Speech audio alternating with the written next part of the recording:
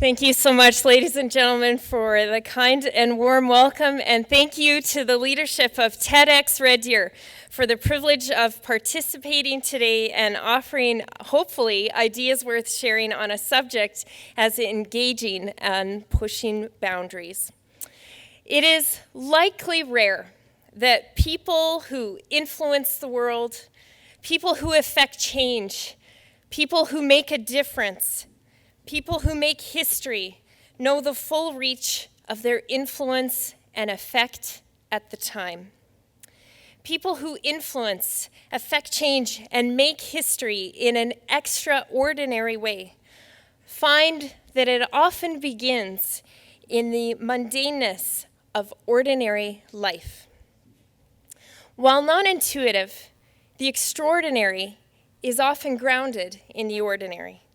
And the bridge between the two resides in pushing against, pushing through, and purposefully shattering boundaries that we have all been faced with, or that continue to be created for us, and sometimes even by us.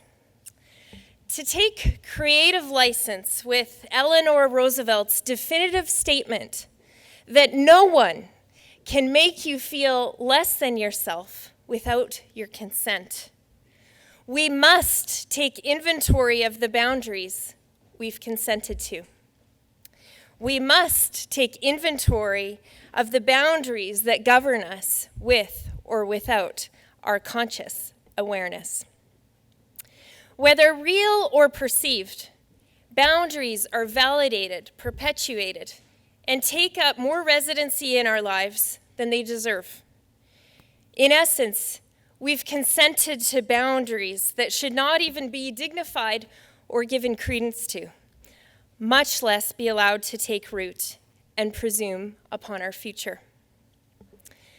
Everyone's life experiences are unique, and I cannot assume to know of the boundaries, setbacks, and outright adversities that everyone in this room has contended with, or perhaps is facing even right now. But I can speak to how I have learned to personally overcome boundaries that I have been forced to face.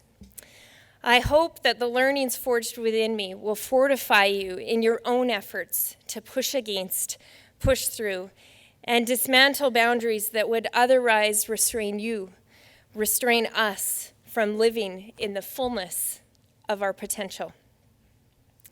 I knew when I was 5 years old that I wanted to become a politician. I recognize and respect the fact that many people search for their life's purpose for many years before finding it. But I was captivated by the dream of serving in government during my formative years. Throughout childhood, I was very tenacious in my pursuit of justice. I was never lacking in an opinion, and I rarely shied away from expressing my many and varied opinions in my passion for all things political. I began campaigning during my early years when I wanted to effect change, often making picket signs out of construction paper and popsicle sticks. When I was 8, I vividly recall being inspired watching federal election results come in.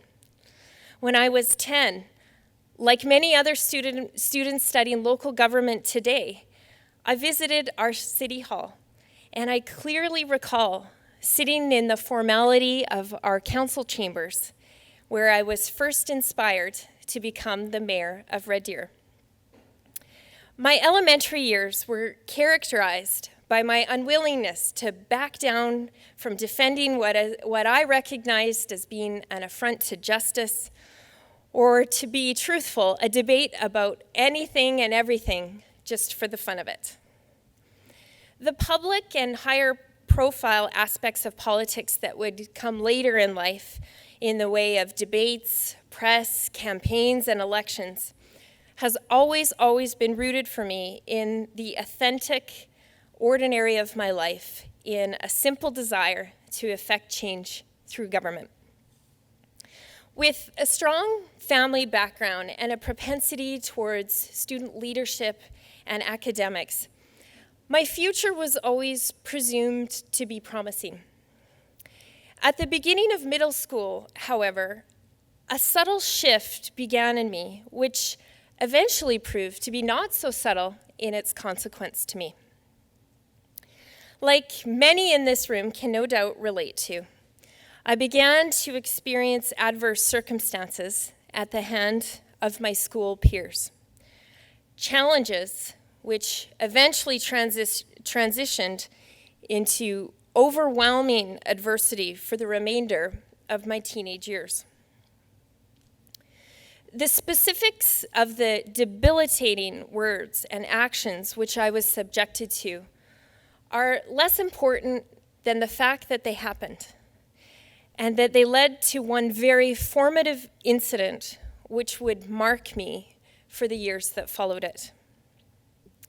Although it seems hard to believe now, given my chosen career path, that formative incident prompted me to vow never to speak in public again. Something had shifted in me, and I resolved that day to be silent, to fade away, and began suppressing my opinions and any other distinguishing characteristic which would otherwise draw unwanted attention to myself. From that moment on, I purposed to become invisible, and I absolutely closed the door on public speaking for many, many, many years. Out of self-protection, I had consented to being defined by the disabling words and actions of those who would have preferred me to be less than I was.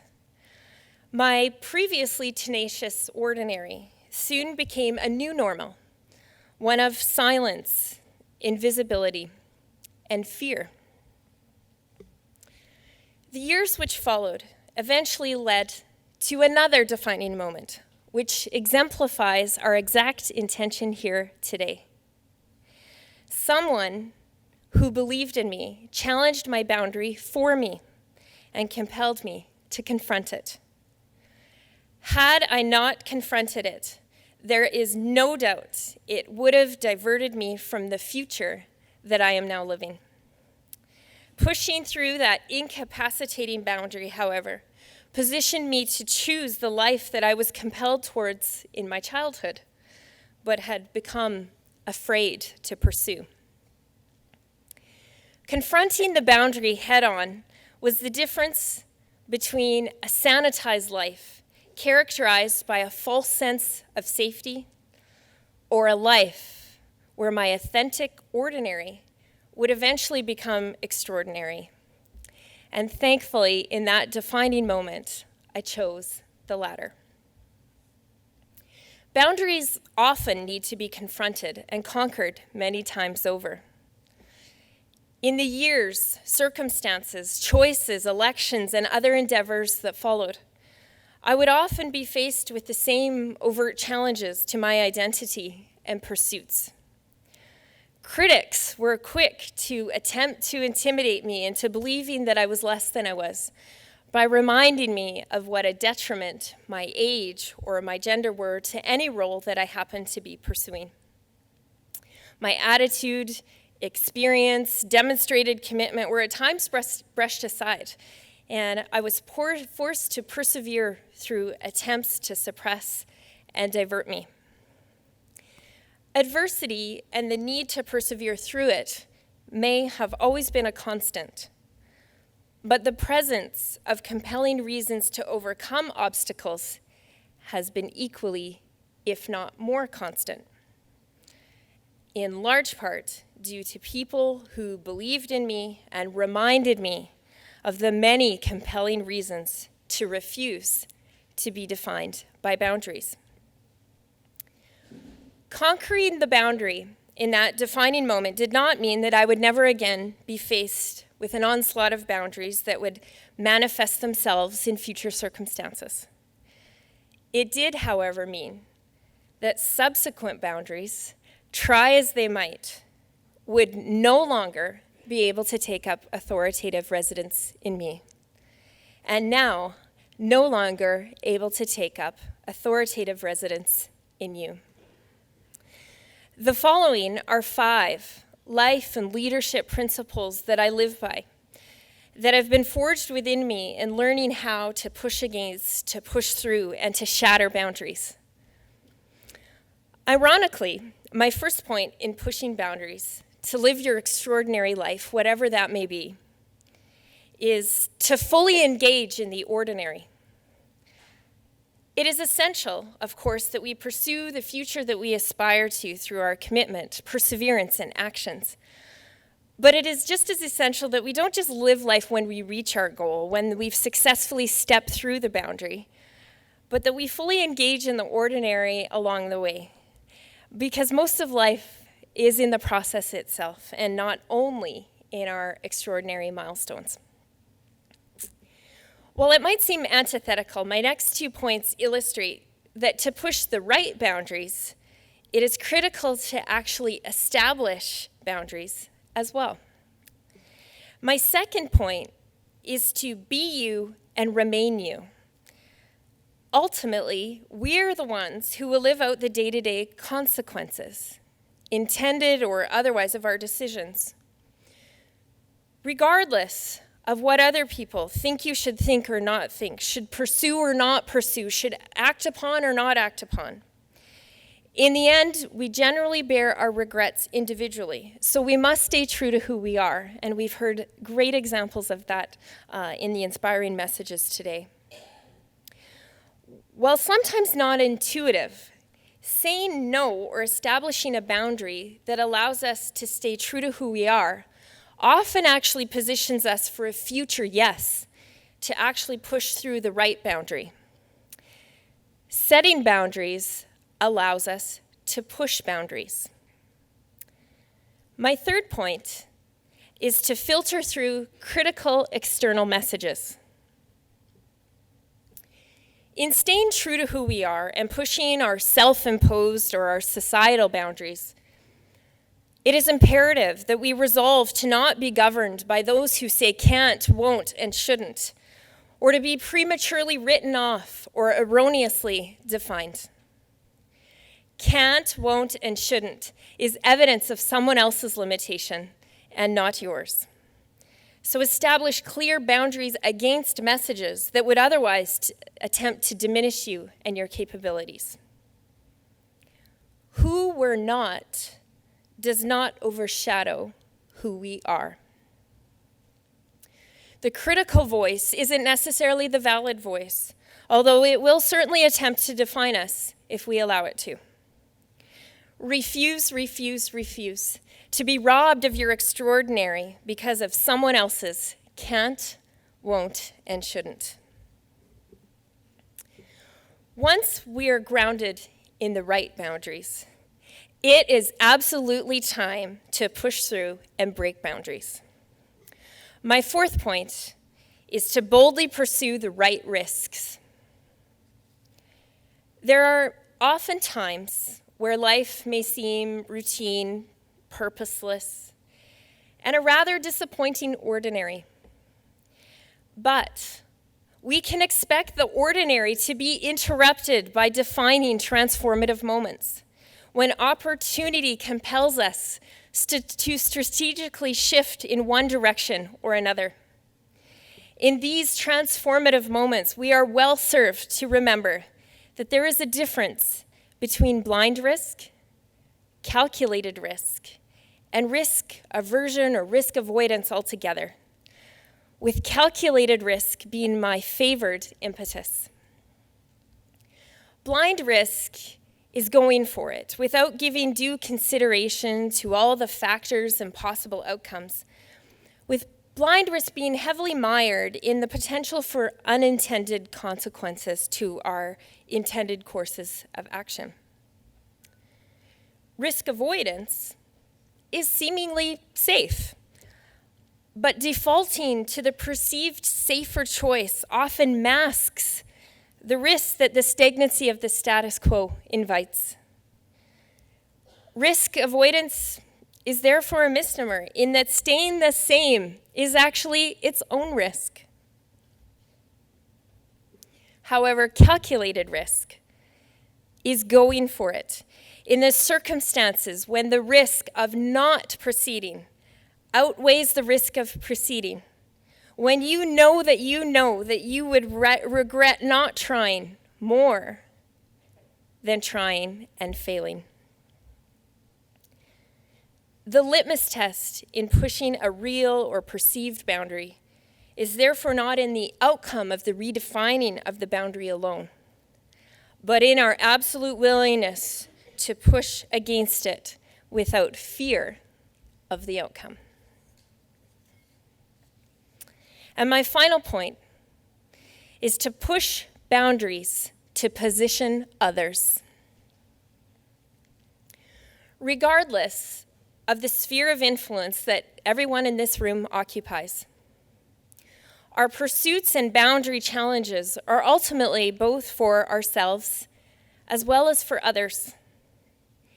Your tenacity in pushing boundaries, our tenacity in pushing boundaries will not only transition us from ordinary to extraordinary personally, but will ultimately open doors for others, positioning those around us and those who will follow us to push through boundaries of their own, through uncharted boundaries. Just as we have been the beneficiaries of those who preceded us, our pushing of boundaries will reframe the future for those who follow us. When we push boundaries, we contend for a better ordinary starting position for others. Ladies and gentlemen, if the extraordinary life is grounded in the ordinary, this means that we all have the potential to influence, affect change, and make history in the world around us. Each and every one of us may very well be on the transformational threshold between our ordinary to our extraordinary. Consider the resounding individual and social impact if we all purposed to translate our ordinary into transformative, defining moments. By acknowledging the value of ordinary life as foundational for the extraordinary. By being true to ourselves instead of minimized into a lesser version of ourselves. By refusing to be governed by can't, won't, and shouldn't, instead of our own willingness in possibility. By rejecting the sterility of safety and rather assume the greatness of calculated risk. And by knowing that our defiance of unacceptable boundaries not only positions us for the future, but lays the foundation for a better future ordinary for those who will most certainly follow us. If the catalyst for the defining moment between living ordinary or living extraordinary is to push against, push through, and break incapacitating boundaries, the question we must all ask ourselves is quite simply this: what individual boundaries have I consented to? What societal boundaries am I complicit with? If no one can make us feel less than ourselves without our consent, then it most certainly follows that there is no boundary we must consent to. My fellow Red Deerians, thank you for supporting our local TEDx. I stand with you in pushing through your own boundaries. Thank you.